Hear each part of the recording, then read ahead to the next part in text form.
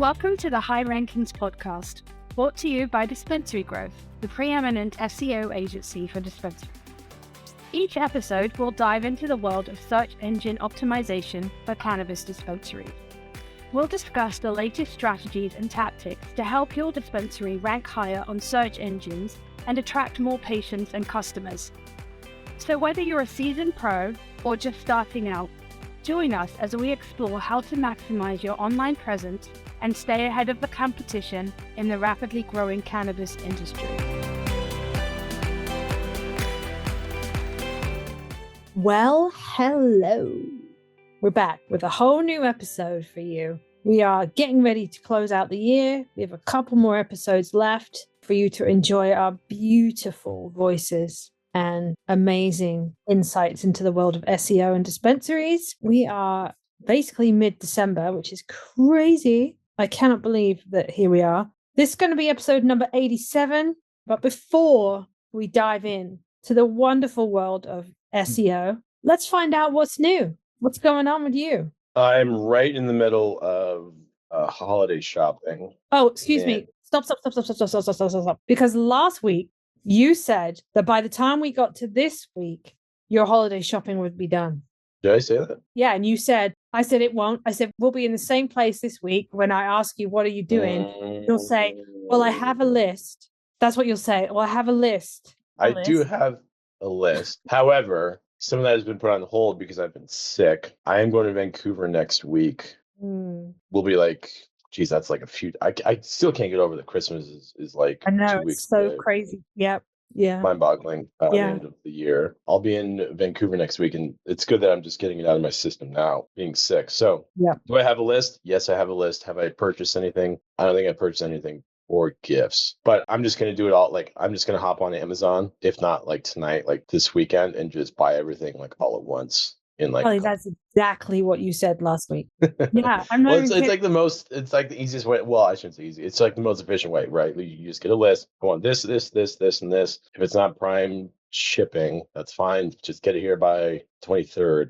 I know, and I'm not trying to be a dick, but you are literally running out of time. And Amazon, like, they are getting slower with their delivery times. Just straight. Yeah. Is that a thing? Yeah. So if I was you, I would at least look at what you're buying and see where it's sitting on delivery time, because they are getting slow. Promise you. I'm not even just saying, like, they are getting slow. Question. Yeah. What are you getting me? Well, two things. One of which is already at my house, which I'm going to mail out, which really isn't. It's just silly. Like, you're going to open it and you are going to laugh out loud. And I know exactly the exact laugh that you're going to do when you open it.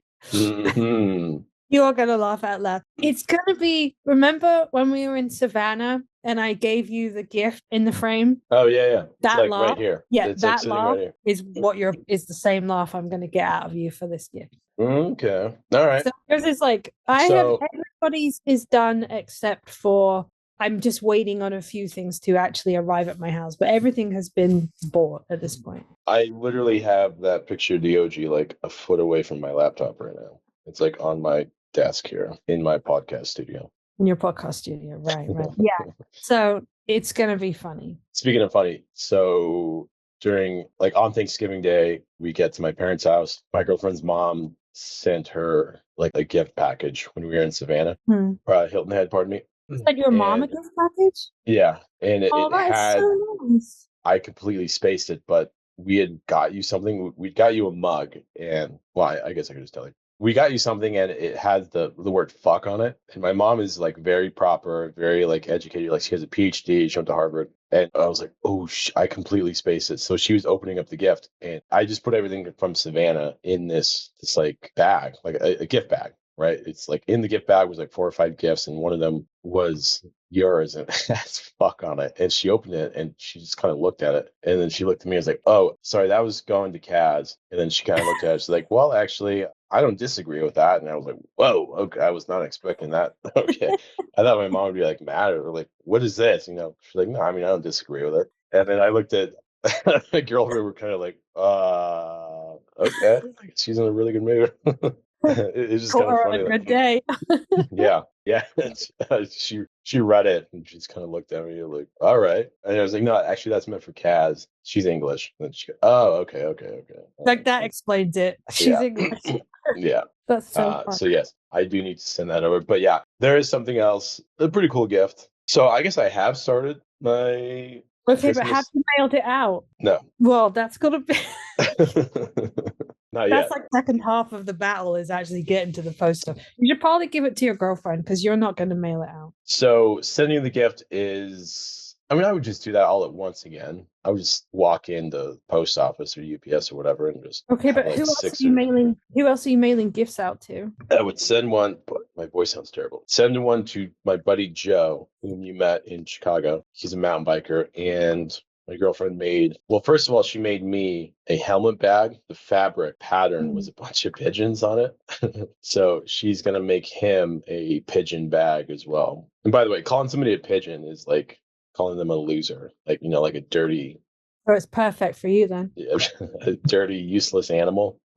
It's like it's a hockey chirp. You call somebody a pigeon, and you basically call them just like useless. Like you're just stupid, and you're a dirty animal, and you have no value. And, Okay, so can I be helpful to you for just a moment? Okay. Okay, so I know next week you're in Vancouver, which means whatever you ship out, you have to ship out before you leave because I'm on the USPS shipping deadline page, and their deadline is December 18th, which is next Wednesday, and you won't be here. So that means that you need to get that done before you leave. And if I know you as well as I think I do, you're not going to do it. Anyway, so I was thinking this weekend. Right. So right. we can send out the pigeon bag like this weekend. That'd be to Joe. I don't know, most of my fam is here in Colorado. That's what I'm saying. Like everybody's going to be together one way or the other. Yeah, I would send that to Joe. Yeah, like my closest friends I would get gifts for are here in Colorado. So yeah, here in Colorado. So just that, maybe one or two other things that I would ship to like an uncle or something in Texas, but that'd be it. So have I started? Yes. Have I shipped anything? No, but I don't think it'll be that big a deal. I'll get poopy pants about it because it's just like there's got to be a service where they'll like pick it up. I wonder if UPS does that. If they'll like they'll pick up packages, won't they? Like scheduled pickups, and they just take care of it for you. I don't know. The post office is right around the corner from my house, so I go there. I've already mailed out like 2 of my 5 things. The other 2, I'm literally waiting on something else coming in the mail before I can ship them. And then yours I just got yesterday, so I have to ship that out. I've got less than 5. I got yours, Joe's, well, his fam too. I would send them like a postcard. Maybe like 1 or 2 others. See, like my mom, I got a box from my mom the other day, but I just send them money because I don't know what they want, and I would rather them buy whatever it is they want themselves. So I send them money, and I send them money in literally like seconds. You do crypto? What do you do? Crypto. There's an app. You send Bitcoin in like Listen, 10 seconds. my mom is not. No. I have this app called Wise, and it literally goes from my bank account to hers in like seconds. Oh, that's cool. She wakes up in the morning, she goes, "Oh, did you send me money for something?" I'm like, "Yeah, it's your birthday." I just would far rather that way if they want to spend it on like a nice meal or if there's something that they've been saving for. Like I remember one time I sent them money and they bought an air fryer, and I was like, I would have just bought you an air fryer. Like if I'd have known air fryers are bad. Air fryer. Like, but also it's hard because them being back home in England, like I don't know what they want. So we're just waiting on things to arrive. It's where we're at. Gotcha. That and yeah, tomorrow is my husband's Christmas shindig thing, and then we're on the wind down. Really, last week of school is next week. Yeah, Christmas is on like Wednesday, right? Yeah. Okay. We're in different states. I guess we'll have to do like a holiday party, Zoom hangout. But sure, I did last year and the year before. And the hockey group that I play in, there is one guy that throws like very big Christmas parties. Christmas parties are always fun. Pardon me, holiday parties are always fun. I do kind of miss that, the debauchery at the magazine the company we used to work at. Just like the funny stories and everything. Yeah, that is this weekend. Anyways, yeah, I kind of miss that, but obviously don't miss being there anymore. So anyways, yeah, that's we could just fly out. We could just fly somewhere and meet and have a Christmas party, but then that just seems like spending money just to spend money. And but I don't think you'll leave Florida. I'm leaving Florida in January. That's what I'm saying. Like you'll do it in January, but not like. I'm going to Ohio.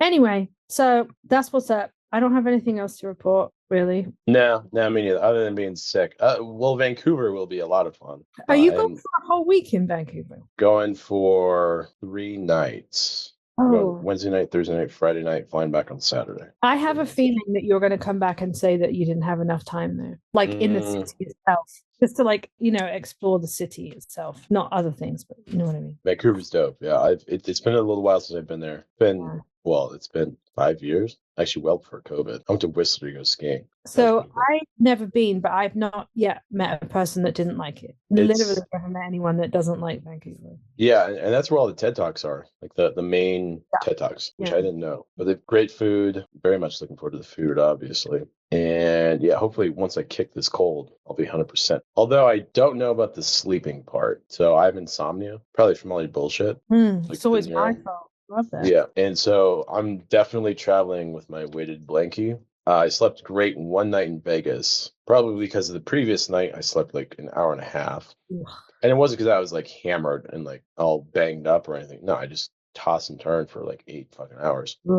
I always have trouble sleeping in new environments is what I'm getting at. Yeah. And so when I get to Vancouver, and we have a really cool place, but the sleeping part, I sleep here at home with 2 weighted blankets. I don't know what it's going to be like in Vancouver. So all that to say, I'm bringing my weighted blanket with me. Hopefully my sleep isn't terrible. Yeah. Anyways. I can't imagine going somewhere and not being able to really enjoy it so much because you're so fucking exhausted. Like, that's a no from me. Yeah, I know it sounds shitty, but it's like I'm kind of used to it now. So I am actively, if anybody has a recommendation for a sleep coach, I am all ears. I will talk to anybody at this point. So yeah, that's where I'm at. Anyway, well, I guess we should get on with the podcast. Yeah, what are we talking about? Also, I don't know if you can hear that snoring, but my dog is laying her head on my leg and she is snoring. No, I can't hear it. Frenchies are not exactly known for their quietness, are they? So anyway, we went to this Christmas market the other day and they had an ice rink outside in Florida in like 70-degree weather, but it was like, and I was thinking it was going to be one of those like plastic ones, where they put down and they go, it's an ice synthetic. That was legit ice. Do you do it? No. Do you ice skate? No, I had my dog with me. No, I didn't ice skate, but I was fascinated. I was like, damn, that's like cool. It's outside in Florida. And it has been like somewhat chilly for Florida the last couple of weeks. But of course, that particular day it was not. It was like 70-something degrees. But yeah, I was like, that's cool. It's not the sheet of plastic that they're going to lie to kids and go, yeah, it's ice. It was like legitimate ice. Yeah, ice skating outside is fun. I used to do that. Yeah. I was really banged up one year and did that with a bunch of friends, like a big like double date kind of, well, like a bunch of, I don't know, like us and like 4 or 5 other couples or whatever. And I almost ran this little kid. Don't you know a guy whose family has like a pond or something that you skate on? Like you go play hockey? It's up in the mountains, but yeah. Yeah, I thought pond hockey is a lot of fun. It's really fucking cold because you're you're playing hockey in like 5-degree weather. You're literally on the pond. Yeah. That is no joke. Pond hockey you're outside of Evergreen here in Colorado. I can't remember what it's called. Anyways, yes, we do know somebody that owns land with pond hockey. It is very like on the DL. Like you have to know somebody, you have to be invited kind of thing. Oh, it's like an exclusive club. Yeah. So like if you get invited, you have to bring like, coffee from Starbucks or like lunch from somewhere else, like a catered lunch kind of thing. You can't be a taker. You have to like contribute something, which is fair, of course, if you get in the opportunity to play out there. 100% agree. Alrighty. Well, today we're going to talk about something that I didn't even know was the thing until today. So sorry, I'm laughing at my dog. What the hell's that noise? That was my dog. Yes. Jeez. Anyway, so today's topic is going to be, we're talking about a crawl budget. Crawl as in CRAWL budget, which I, until earlier, did not even know it was a thing. So the listeners of this podcast who are in the same boat as me are going to learn alongside me, because I briefly did a bit of research and was like, oh, that's really actually interesting. And I'm not a data person. I'm not into that realm of that pie chart's so fascinating, those numbers. But this actually, I was like, oh, so that's how that works. So we're going to kind of lean a bit heavily on you to explain it to me and the rest of the class, but I did think it was like very interesting. So today, episode 87, it is mastering crawl budget optimization, because not only are we going to learn what a crawl budget is and how it affects your website, but we're also going to learn some tricks along the way as to how you can get the best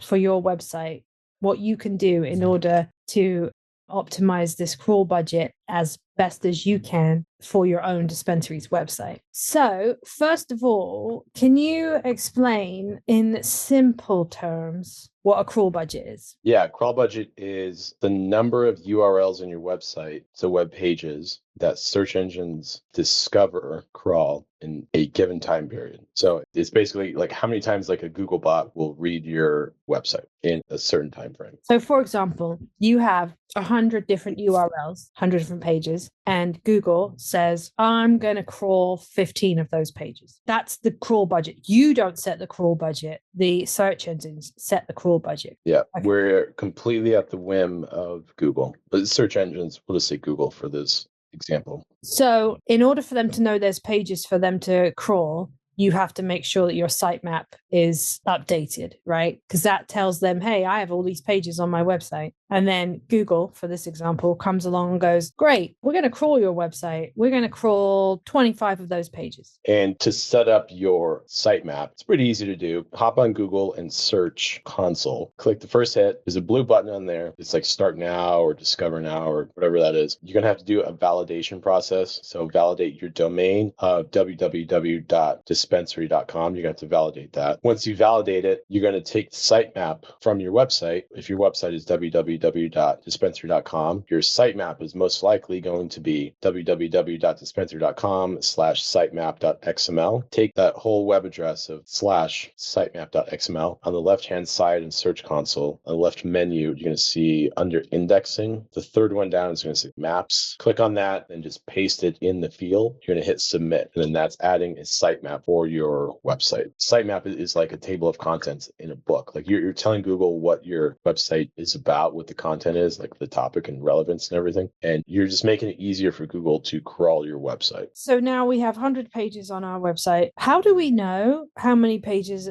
that Google, in this example, are crawling? Is there a way to know, like, oh, it's looking at X number of these pages? Will it tell you how many, and will it tell you which ones they are? So you can go into Search Console. Okay. Search Console has like basically all of the answers, by the way. Yeah. Yeah, it's got the queries, Yeah. it's got your pages that it's crawling, it's looking Mhm. at, it's got your performance, it's got like everything. So go into Search Console. On the left-hand side, scroll down and click on Settings. Yeah. And I'm going to do this while we're on here. Click, and then Settings, you're going to go under Crawl Stats. You're going to do Open Report. And then from there, that's going to give you your performance report for crawling. So like it's going to tell you on what day, how many crawl requests were there. So basically is Google looking at your website, and you want some sort of performance on there, some sort of data to read, because if there's data, that means that it is doing it. And you want Google to crawl it really as often as possible. So that's why submitting sitemaps after you put in content is very important. So when you submit a sitemap after every time you do the upload content, is that a trigger then for Google to go, oh, ABC Dispensary just submitted a sitemap, let me go crawl their website? It's not like directly affected. It's not like Google won't crawl it if you don't submit a sitemap after like a new page or like a new blog post or something. You're just making it easier for Google to crawl. Okay. So that's really what you want to do. You want to make it as easy as possible for Google to find your website and as easy as possible for Google to crawl the website. So you've gone into console, you've looked, and it's told you it's crawled 20 of your pages, and these are the URLs that it has crawled, right? So it tells you that. Is there a way for you to tell them, I want you to crawl more pages? You can submit it multiple times. I mean, there's different like sitemaps you can submit. So like you can submit like a post sitemap, like your blogs. So like if you have a new blog post, you would submit the post sitemap, and then we always do like the main sitemap. So 2 different sitemaps. You can have multiple sitemaps is what I'm getting at. So let's say like it's the start of a campaign and you wanted to like your city page. So the URL is www.dispensary.com/Colorado dispensaries/Denver dispensary. You want to submit the page sitemap if you just created that Denver dispensary location page. Okay. I know we're going to talk about optimizing pages in a second. So this is like this is not that. Can you tell it specifically what pages you want it to look at? I'm not talking about like optimizing pages to fit that we'll get to that in a minute, but like, is there a way of, hey, look at these pages? Or is that not something that you can specifically do without going in and optimizing it to suit what they're looking for? There is not a specific way to say, hey, look at this blog post on indica versus sativa. But what you can do is once you submit the sitemap for your post portion of the website, so the sitemap, it should be, I'm going to do this right now, actually. I'm in Search Console, and this sitemap is dispensary.com/post-sitemap.xml. So everything under that sitemap is all the blog posts. Meaning, if you're putting in blog posts about indica versus sativa, you want to submit that sitemap. And then what you can do is maybe a couple hours later, you can go back into Search Console and you can go to URL inspection, and you can put in that specific blog URL, and then it'll tell you URLs on Google. It'll have like a green button, or it'll say URL is not on Google. And then at that point, if it's been crawled or not, you can do request indexing. That's in a different portion of sitemaps and all that. It's called URL inspection. You can request Google to do that. And Google will tell you, like, if you request an indexing on like a new blog post, for example, hitting request indexing like 10 different times, like, isn't going to speed up the process.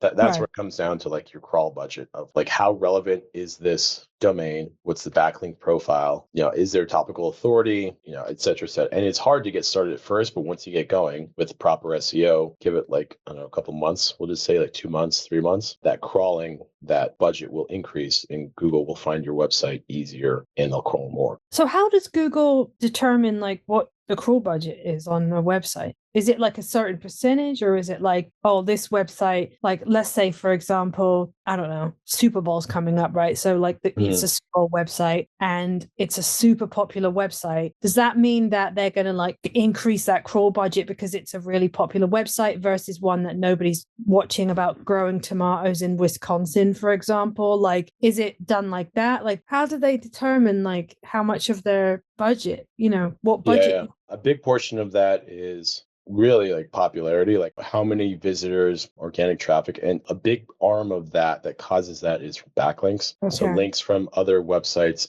on the internet linking to your dispensary's website. And of course, like the higher domain, like a popularity contest of like Forbes or like High Times, or somebody's like linking to your dispensary's domain, that's a good signal. The more of that the more of those are pointing to your dispensary's domain, Google's going to take that as a signal, a ranking signal that this is a more popular website. So it's going to crawl it more often. And another factor is if the website's been stagnant, right? Like you haven't touched the website, you've done 0 updates, no new content, probably not getting backlinks. If that's the case, then if it's just not relevant, Google won't put any resources toward a dispensary's website if it's stagnant, because in Google's eyes, it's not relevant. It's Google's job to get the most relevant information to the users. And if it's just stagnant, there's no reason to do that. So that's why you haven't touched it. So why waste the energy, right? Yeah, exactly. So like why would they waste the resources on that? So that's why it's important to do SEO clean and effective, month over month over month over month. It's cyclical, right? Then your crawl budget increases and then everybody wins. Yeah, I was going to say it feels a little bit like, well, if you're already popular, then you're just going to get more popular and then the nerdy kids don't get a chance. But the nerdy kids won't get a chance. They just got to put the work in. Yeah, it's like lifting weights. Like you just got to start. Just start. It may not be perfect at first, but just lift weights like 4 times a week and it'll have bigger compounding effects like the more you do it. Yeah, consistency is most definitely key, which we preach almost every time we do a podcast. So yeah, that just makes sense for sure. Okay, so also this might be a dumb question, which I know there is no such thing as a dumb question, but it might be. When Google is crawling your website, and let's assume you have a popular website, so they are like looking at a whole bunch of different URLs, does that have any effect on the performance of your website? I.e., like, does it slow it down any? Does it, like, if they're crawling a whole bunch of pages, does it have any effect on like the user experience, or is it just something that was done in the background and you got no clue? No, like, I mean, I don't know how long it takes Google to crawl a website. I imagine it's it's almost instant, but no, like it won't have any impact. If it just so happens that a user is on your dispensary's website while it's being crawled, no, like I can't imagine it'll have any performance. Okay. Yeah. I mean, yeah, I would imagine that they would not, because that would really not help the, website, but you never know. Okay, cool. So we've talked all about it and all around it. So what can you do as a dispensary website owner? What can you do to get the maximum benefit you possibly can out of the budget? What can you do to optimize things on your end in order to literally get the best you can out of the crawl budget for your website? Or increase having the proper website hierarchy. So for example, again, if you have a dispensary in Denver, that city page URL is www.dispensary.com/Colorado dispensaries/Denver, and not a flat website like www.dispensary.com/Denver dispensary. So optimizing your website hierarchy and improve the site speed. So image optimization is probably one of the biggest factors, that and hosting, I'd say. So using compressed images, using proper image files, which is WebP. Again, that file format is WebP, using those. And then having good, as you do more SEO, you're going to have more people finding the website. So you need more robust website hosting that can handle that. Right. Like VPS or like a dedicated server. Fixing broken links, that's a big one. So do a audit. You should be doing weekly audits anyways, but doing audits for like broken links and like broken chains and everything. For like broken chains or like a chain would be like, this page links to this page and that page links to that page, and that page at the end of that link is actually broken. So therefore everything is screwed. Not having that, but in those audits, those broken links showing up is a big factor. That's, as you say, neckbeard. That is a technical deficiency that needs to be fixed. And updating the sitemaps, that's key. And removing duplicate content. So again, in that audit with Screaming Frog, duplicate content is a parameter that you can set up, and Screaming Frog will call the website and then it'll tell you like maybe some of your blogs are like conflicting or have duplicate content, and fixing that. That is a very, very good start. And then after all that, resubmit your sitemap and then get the ball rolling, make it clean and fresh. Fix those deficiencies and then resubmit your sitemap, and that's a good start. On that report that you were looking at on Search Console, does it tell you, it says we crawled these URLs. Does it tell you like when we crawled this URL, you had links broken and that's like an issue? No, that the broken links will come out through the site audit tool. So like, SEMrush, Ahrefs, Screaming Frog. The crawl report, the crawl stats, that will just say total crawl requests, like the last like 90 days. And then there'll be like a chart, and it'll say on December 25th, it made this many crawl requests. And that's it. Oh, that's all it says. It'll say like response, file type, Googlebot type, and then purpose. Like purpose is like refresh or discovery. Yeah. And really just look at, for all intents and purposes here, just look at your performance and just keep an eye on that and submit the sitemaps for new content. So it's not like a test where it comes back and it's like, you got 19 out of 20, like 19 out of 20 of these pages passed. It doesn't say that. It just says that these were the requests and this is what we did. The part that says these are the requests, this is how it happened, that's in Search Console. And then the portion that says these URLs are good or bad, that will come through like a third-party tool for like broken links or these pages cannot be indexed or whatever it is. How would you know that your crawl budget's been increased then? Just because you compared it to like the last time they did it and they've crawled more URLs, or like through the crawl stats. So you can benchmark it, these 90 days compared to subsequent 90 days. Yeah. Okay. So that's literally how that works. And it's just they're looking at more pages type thing. Yeah, more content. And then of course, like as your backlink profile grows and citations and all that, with like a better, more authoritative backlinks and citations, that will also grow. Look at that. See, even all these years later, I'm still learning. Didn't even know that was a thing. You knew what it was. It was just like, you didn't know like that's what it's called. I mean, like if this was a sandwich, I knew there was bread and cheese involved, right? But I didn't know what else was. I didn't know there was like some lunch meat and some lettuce and some tomato and cucumber up in there. Exactly. Like you've been around this long, and like you knew what it was. I just didn't realize that, like, like it's quite a finite. I guess in my mind, I thought they just crawled all the pages, I didn't realize there was only a finite amount that Google's going to be able to handle, because obviously that makes sense, right? Yeah, I like the intricacies of it. I didn't know the nuances, but I knew that they obviously crawled pages. So yeah. And also, obviously, I don't really deal much in Search Console at all, because numbers and data just scare me. It's not my jam. So, which is funny when you think about what I used to do in my life, but I don't like it. So, but it's good for like our listeners to know exactly where to find these things. It's important to see what Google thinks 100%. of your website, like of your 100%. domain. Like you have to view it through their lens, otherwise you're basically just stomping on your own foot. 100%. And I think any tools that are out there that you ever hear about are worth exploring. Now, they might not be for you. It might not be something that you're interested in. It might be data you don't care about, whatever it is, but you should definitely look at them. And like I said, I don't really go into Search Console a lot, but there's so many different things that Search Console is so useful for and so helpful for, especially if you're the data person within your dispensary or within your agency. There's so many things that are so helpful to you that are right there at your fingertips that is just 100% worth exploring. And I guarantee there's people who are listening to this podcast right now who are somewhat familiar with Search Console, but probably didn't even know about, the crawl budget part. Right. Guaranteed. So I think take a look at it, use it. Get familiar with it. Yeah, it's a very helpful tool. 100%. All righty. Well, we're going to close out for this episode.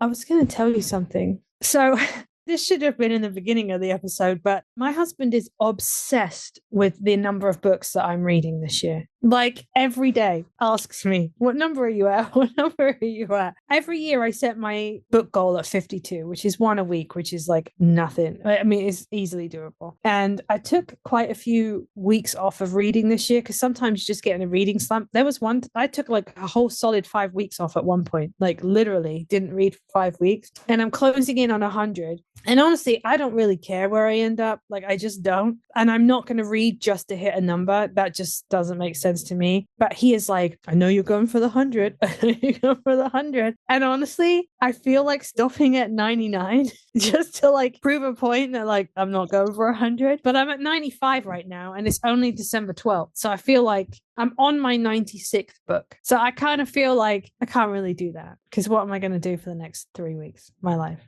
Yeah, so you're saying you will hit 100 or you will not? I'll easily hit 100. Okay. I'm on 96 now, and I'm like, I don't know how far into it I am.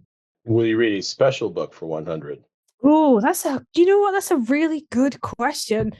What would a special book be, by the way? I don't know. I remember I did get a special book for my 500th book in my library, which don't ask me what it was now, but I remember going to the bookstore. I don't know if the book was special or I made my husband buy it for me, which whatever, for my 500th book in my library. I do know that much. But for my 100th book, would I read a special book? That's a really great question. I'd have to go and see what is on my TBR and then determine what would constitute special. But I kind of do like that idea. That is a fantastic idea. I just don't know what would be considered a special book. Like a classic? No, I don't know. Good question, though. I'll have to report back next week. Yeah, give us the answer next week. I can't hold my breath that long. Well, I'll try. You don't give a shit. I don't know what you're talking about.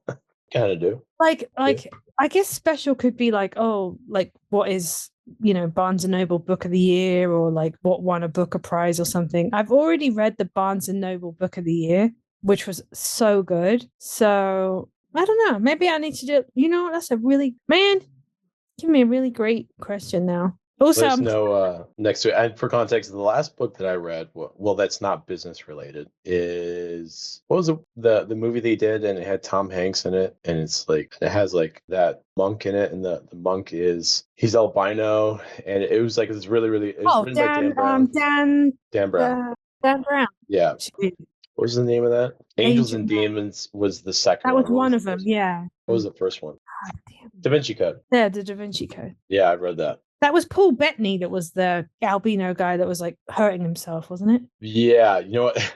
there's a guy that we played hockey with that looked a lot like that monk, and Silas, right? Was that the name? Yeah, we called him Silas. Paul Bettany, he's a great actor. I really like him. Yeah, he was very he was almost albino. We call this guy Silas. It just stuck with him after that. That reminded me. So Anyways, I have 582 books in my physical library at the moment. goodness gracious. Yeah. So that was the last book you read. What was that, like 2000 and when did that book come out? Well, 2008 maybe. The book 2006.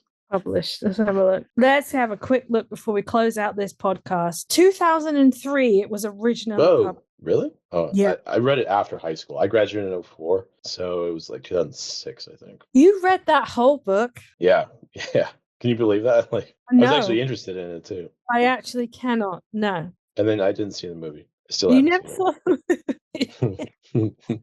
Books are always better than the movies, and I will there's very few movies that are better than books. Straight fact. Okay, all right. Well, we're going to close out. I'll update next week as to where I am in my book count if I remember. But we'll be back possibly for our final episode of the year. We'll see. In the meantime, you know where to find us: LinkedIn, Instagram, YouTube, Apple's podcasts, Spotify. Please comment, like, subscribe, give us a review, ring the bell, whatever it is. And we will be back next week with one more podcast for you. Peace.